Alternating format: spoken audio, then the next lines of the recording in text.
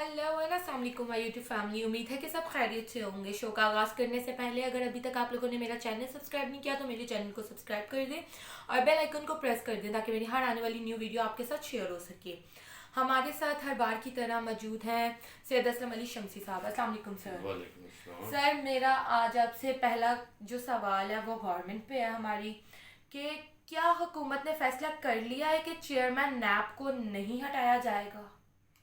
हुकूमत ने असल में ना एक आर्डिनेंस के जरिए नायब का जनाजा खुद ही पढ़ा दिया है। वो कैसे है? वो ऐसे कि देखें कि उन्होंने ऐसे किया है कि आने असल में हुकूमत ने ये जो नायब को जो आर्डिनेंस लाए हैं ना, ये इमरान खान साहब ने खुद ही एनआरओ दे दिया है अपनी ही गवर्नमेंट को, एनआरओ दे दिया है। क्योंकि कल को पेशावर बीआरटी वाला केस था, आटा स्कैंडल था, चीनी का स्कैंडल था, इसी तरह से पस पर्दा और लाखों ऐसे हज़ारों चैनल होंगे, वो अपना स्कैंडल्स होंगे जिन्हें मंजर आम पर आना था। तो इन्होंने उनके मंजर आम पर आने से पहले खुद ही नैब का जनाजा पढ़ा दिया है, खुद ही ऐसी शिकें शामिल कर दी हैं कि अब नैब का कुछ फ़ायदा नहीं रहा है। वैसे भी नैब ने अब तक आप देखें कि नैब ने कितने बंदों को सज़ा दी है, किस बंदे को सज़ा दी सिवाय चंद एक के अलावा, किसको इन्होंने कैफरे करदार तक पहुँचाया है। बिल्कुल। नैब तो असल में पहले भी जो था वो पॉइंट स्कोरिंग हो रही थी, सियासी पॉइंट स्कोरिंग हो रही थी, और अभी भी वही हो रही है। तो अब तो जनाजा निकाल दिया उन्होंने आर्डिनेंस हो गए। के जरिए, बिल्कुल ही उन्होंने अपना एक तरह से समझे कि जनाजा निकाल कर रख दिया है।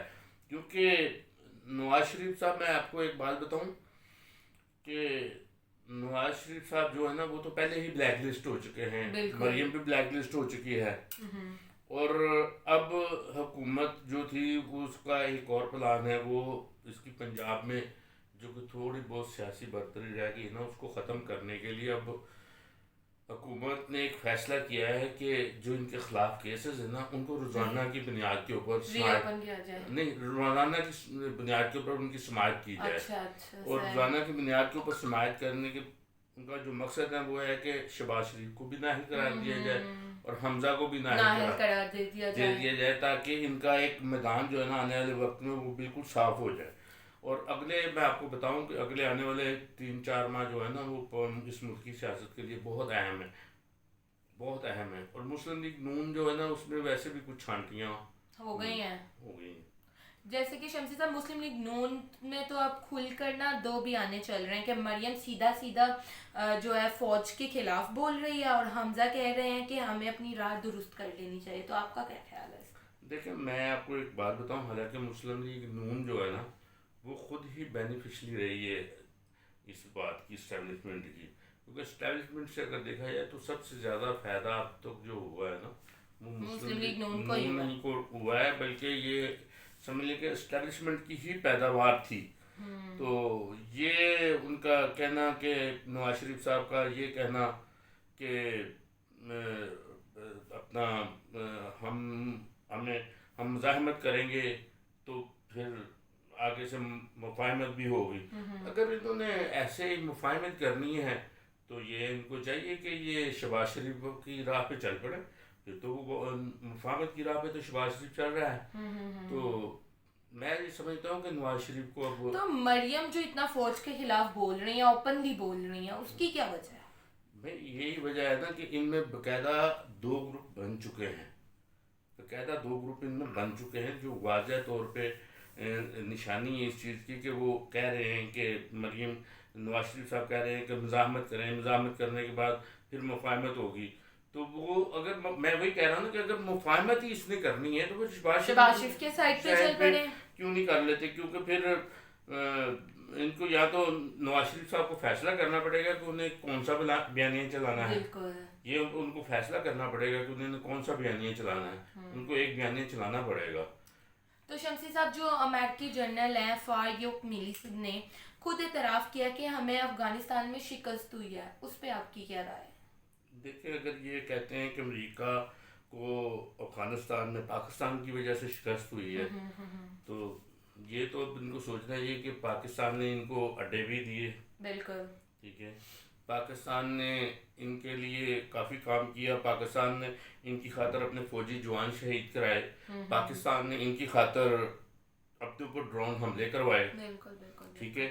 اور ان کو افغانستان سے نکلنے کے لیے پاکستان نے ایک جو ہے ان کو باقاعدہ ایک سیف راستہ دیا سب کو نکلنے کے لیے. تو پاکستان نے تو ان کے ساتھ بہت اچھا سلوک کیا ہے. پاکستان نے تو ان کے ساتھ اچھا سلوک کیا. یہ علیحدہ بات ہے کہ اب امریکہ الو کی طرح آنکھیں پھیر رہا ہے کہ جی مجھے. تو عمران خان صاحب بھی تو کہتے ہیں نا کہ جو بائیڈن ہمیں فون کیوں نہیں کرتے, آخر امریکن صدر جو بائیڈن کیوں نہیں فون کر رہے ہیں. دراصل بات یہ ہے کہ میں آپ کو ایک بات بتاؤں, یہ افغانستان والا مسئلہ کی وجہ سے وہ فون کا مسئلہ نہیں ہے. اصل میں جو بائیڈن صاحب جو ہے نا وہ اپنی ذاتی طور کے اوپر جو ہے نا وہ پاکستان سے ناراض ہیں. اس کی وجہ یہ ہے کہ جب یہ الیکشن چل رہا تھا نا امریکہ میں, تو اس وقت پاکستانی سفارت خانہ جو ہے نا ان کا یہ کہنا ہے, یہ جو بائیڈن صاحب کا کہنا ہے کہ پاکستانی سفارت خانہ جو ہے نا وہ ڈونلڈ ٹرمپ صاحب جو تھے ان کی حمایت کر رہا تھا اور ان کی کمپین چلا رہا تھا. تو پاکستان کی مین وجہ یہ ہے پیچھے جو بائیڈن صاحب کی ناکال کرنے کی. پاکستان کی حکومت کو یہ چاہیے کہ وہ اس وقت کے سفارتکار کی باقاعدہ تحقیقات کرائیں, اور اگر یہ ثابت ہو جائے کہ واقعی وہ ایسے کر رہے ہیں تو ان کو قرار واقعی سزا دینی چاہیے تاکہ انہیں پتہ چلے کہ میں نے یہ غلط کام کیوں کیا. اچھا شمسی صاحب, یہ جو 2-3 دن پہلے پاکستان پیپلز پارٹی لاہور میں جو سوری میں آپ کو ایک بات اس میں یہ کہہ دوں کہ میں اس میں سے کچھ ایک باتیں بھی کہنا چاہتا ہوں آپ سے کہ امریکہ جو ہے نا امریکہ کو ایک اور بات کرنی چاہیے کہ امریکہ کو چاہیے کہ اگر امریکہ چاہتا ہے کہ پاکستان اور افغانستان میں کچھ حالات بہتر ہوں تو اس کو چاہیے کہ پاکستان سے ساتھ بیٹھ کر اس کو ایک نہ ایک دن نیگوشیٹ کرنی چاہیے, اس کو کرنی چاہیے افغانستان کے مسئلے پر. اور اس کے علاوہ اس کو افغانستان کے جو منجمد اثاثے ہیں نا ان کو بحال کرنا چاہیے, کیونکہ وہاں نہیں, اگر وہ بحال نہیں کریں گے تو وہاں افغانستان میں بھوک کا راج ہوگا اور یہ زندگی جو ہے نا وہاں مشکل ہو جائے گی. اور ان کو چاہیے کہ ویسے بھی انسانی حقوق کا وہ بہت بڑا علمبردار بنتا ہے, تو انسانی حقوق کو بھی مد نظر رکھتے ہوئے ان کو چاہیے کہ وہ جو افغانستان کے اثاثے ہیں ان کو بحال کر دیں. تو شمسی صاحب میرا آپ سے آخری سوال یہ ہے کہ یہ جو پیپلز پارٹی نے جو ہے لاہور میں, جو پاکستان پیپلز پارٹی لاہور نے جو ابھی 1-2 دن پہلے مہنگائی کے خلاف جو انہوں نے نکالی ہے, آپ کیا سمجھتے ہیں کہ وہ ریلی نکالی ہے وہ کیا مطلب رنگ لائے گی کوئی؟ ہم تو اپنے شو میں ہر بار مہنگائی کے اوپر کوئی نہ کوئی سوال نہیں وہ میں آپ کو ایک بات بتاؤں, وہ اصل میں لاہور کے جو سابق صدر ہے نا اپنا عزیز الرحمان چاند صاحب تھے, اس وقت وہ وہی صدر تھے عزیز الرحمان چاند صاحب, کیونکہ اسلم گل صاحب تو ابھی بنے ہیں ریسنٹلی, کل کی بات ہے. تو چاند صاحب نے نکالی تھی ریلی, لیکن وہ چاند صاحب نے میں سمجھتا ہوں کہ ایک مذاق کیا ہے, ان کو یہ نہیں کرنا چاہیے تھا.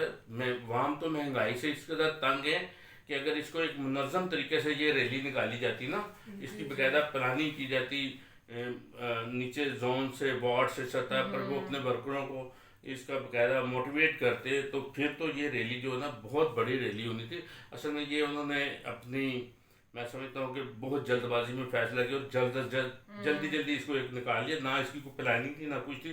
میں آپ کو ایک بات بتا دوں کہ ابھی جو ریسنٹلی صدر بنے ہیں چودھری اسلم گل صاحب, ان کے کارکنوں سے بہت رابطے ہیں اور پہلے بھی تھے اور آج بھی ہیں, اور کارکنوں کی وہ دل و جان ہے اور کارکنوں سے وہ پیار بھی کرتے ہیں. کام کیا جائے گا تو وہ رنگ لائے گا. وہ پیپلز پارٹی کے لیے بہت بہتر کام کریں گے. اگر یہی جو ریلی انہوں نے نکالی ہے, یہی ریلی اگر اسلم گل صاحب آج یا کل یا پرسوں یا ہفتے میں جب بھی کبھی کوئی ایسا فیصلہ کرتے ہیں تو وہ ایک مینج کر کے نکالیں گے اور پتہ چلے گا کہ مہنگائی کے خلاف موٹیو منشور سامنے آئے گا کہ مہنگائی کے خلاف پیپلز پارٹی نے ایک اچھی ریلی نکالی ہے. اور آج جیسے کہ محسن پاکستان ڈاکٹر عبدالقدیر خان صاحب اس دنیا فانی سے رخصت فرما گئے ہیں, تو ان کے لیے دعائے مغفرت کہ اللہ پاک ان کو جنت الفردوس میں اعلیٰ مقام عطا کرے. آمین آمین. دیکھیں وہ پاکستان کے محسن تھے اور انہوں نے ہی ہمیں انڈیا کے خلاف کھڑا ہونے کا حوصلہ دیا, ایٹم بم بنایا. وہ پاکستان کے بہترین محسن تھے. پاکستان کی بنیاد بعد میں جو بیسیکلی رکھی گئی ہے ایک طرح کی, وہ انہی کے اوپر رکھی گئی ہے. اور اس کے علاوہ ذوالفقار علی بھٹو شہید تھے. تو یہ میں آپ کو بتا دوں کہ انشاءاللہ میری یہ دعا ہے اور میری نہیں بلکہ ہمارے کروڑوں مسلمانوں پاکستانیوں کی دعا ہے کہ اللہ تعالیٰ ان کو جنت میں اعلیٰ مقام عطا فرمائے اور ان کو کروٹ کروٹ جنت نصیب فرمائے. یہ پاکستان کے موسم نہیں تھے بلکہ یہ پورے عالم اسلام کے موسم تھے. بے شک بہت شکریہ شمسی صاحب آپ کے ٹائم کا. اسی کے ساتھ ناظرین آج کے میرے شو کا وقت ہوتا ہے ختم. اپنا فیڈ بیک ہمارے ساتھ ضرور شیئر کیجیے گا اور مجھے اور سید اسلم علی شمسی صاحب کو دعاؤں میں یاد رکھیے گا. تب تک اپنا بہت زیادہ خیال رکھیں. اللہ حافظ و ناصر.